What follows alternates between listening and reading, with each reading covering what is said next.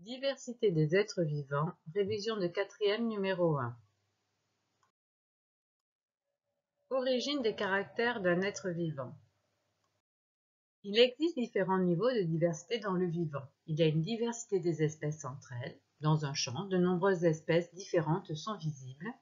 D'autre part, dans une même espèce, il existe des différences entre les individus eux-mêmes, par exemple la couleur de cheveux, la couleur de peau, la taille ou le groupe sanguin. Et donc c'est la diversité dans une espèce.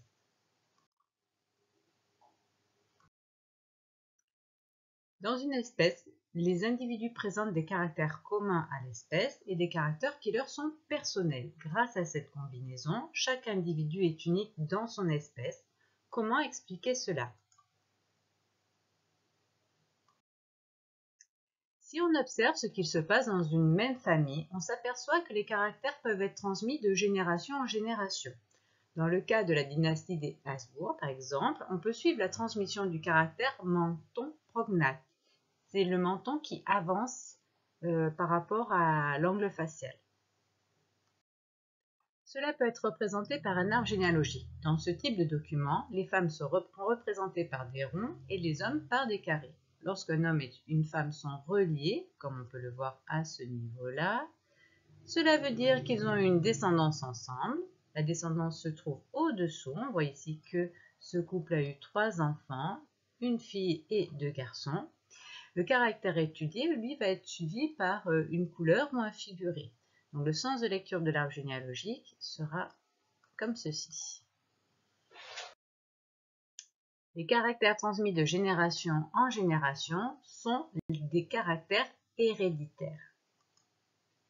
L'ensemble des caractères transmis de façon héréditaire forme pour un individu son information génétique.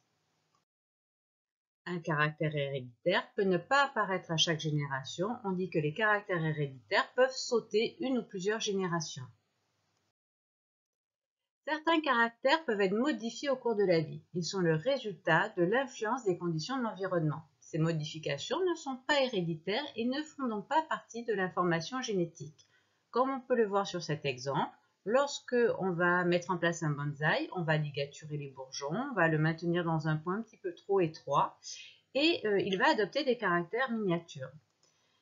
De même, chez l'humain, on peut constater des caractères qui sont périodiques, comme le bronzage. On s'expose au soleil, on bronze, et dès qu'on n'est plus exposé au soleil, ce bronzage va disparaître. On est donc sur des caractères qui sont liés à l'environnement, qui peuvent être aussi parfois décidés par la personne, et donc ça ne fait absolument pas partie de l'information génétique et ça ne peut pas être transmis à la génération suivante. Fin de la première partie des révisions. Passez maintenant à la seconde partie. Merci.